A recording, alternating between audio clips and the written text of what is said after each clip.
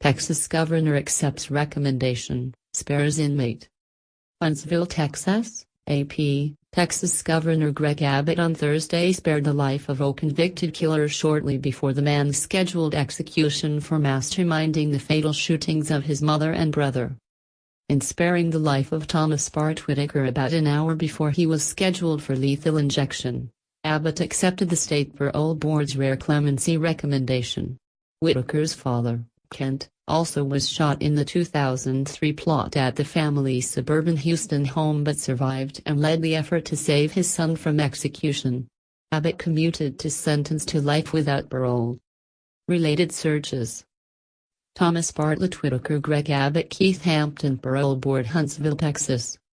I'm thankful not for me but for my dad, Bart Whitaker told prison officials after getting the word in a tiny holding cell a few feet from the death chamber.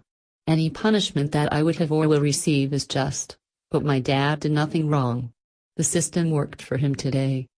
And I will do my best to uphold my role in the system.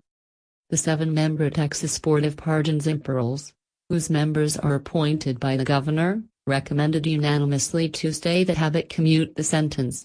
Abbott, a Republican, had the option of accepting the recommendation, rejecting it, or doing nothing. Mr. Whitaker's father, who survived the attempt on his life, passionately opposes the execution of his son. Mr. Whitaker's father insists that he would be victimized again if the state put to death his last remaining immediate family member, Abbott said in a proclamation issued Thursday evening, adding that Whitaker had also agreed to waive all further rights to parole. Abbott, also citing the parole board's recommendation, added, "The totality of these factors warrants a commutation of Mr. Whitaker's death sentence to life in prison without the possibility of parole." It was only the 4th time since the state resumed executions in 1982 that the parole board has recommended clemency within days of an inmate's scheduled execution. In the previous cases, then-Governor Rick Perry, also a Republican, accepted the board's decision in one case and rejected the other two, who subsequently were put to death in the nation's most active capital punishment state. Kent Whitaker said he was humbled and looked forward to hugging and touching his son. "It was overpowering," he said of the governor's decision, which he learned in a phone call from Keith Hampton, one of his son's lawyers.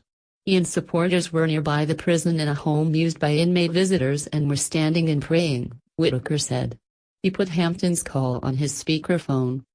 "The room erupted," he said. Hampton said he was very relieved. Abbott did the right thing. Texas Department of Criminal Justice spokesman Jason Clark said Bart Whitaker placed his arm through the bars of the holding cell after he was finished speaking with prison officials and asked to shake his hand. "I haven't touched another person in 13 years, Whitaker told Clark, who said he accepted the prisoner's request. Death row inmates in Texas are kept alone in their cells for 23 hours a day, and their 1 hour of recreation also is alone in a concrete wall enclosure.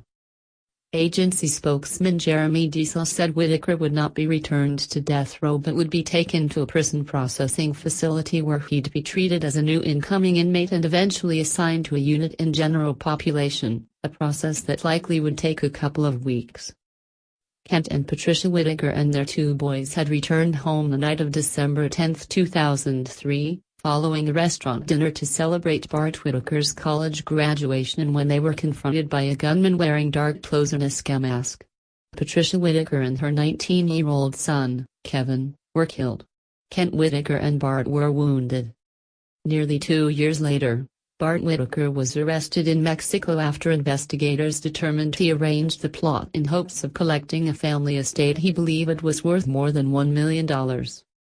"I'm 100% guilty," Whitaker testified at his trial in 2007. "I put the plan in motion." He hated his parents and brother at the time, he said. Whitaker's father said he loves and has forgiven his son, calling him a changed person. "As the greatest victim in this case, you don't have to convince me how awful this crime was," Kent Whitaker said. Evidence showed the plot included 2 of Bart Whitaker's friends and was at least his 3rd attempt to kill his family. Whitaker's wound to his arm was meant to draw attention away from his involvement. Unknown to his parents, the dinner celebration marking his graduation was a fraud. He had dropped out of school months earlier. The gunman, Chris Brashear, pleaded guilty in 2007 to a murder charge and is serving life in prison. Steve Champagne, who drove Brashear from the Whitaker house the night of the shootings, took a 15-year prison term in exchange for testifying at Whitaker.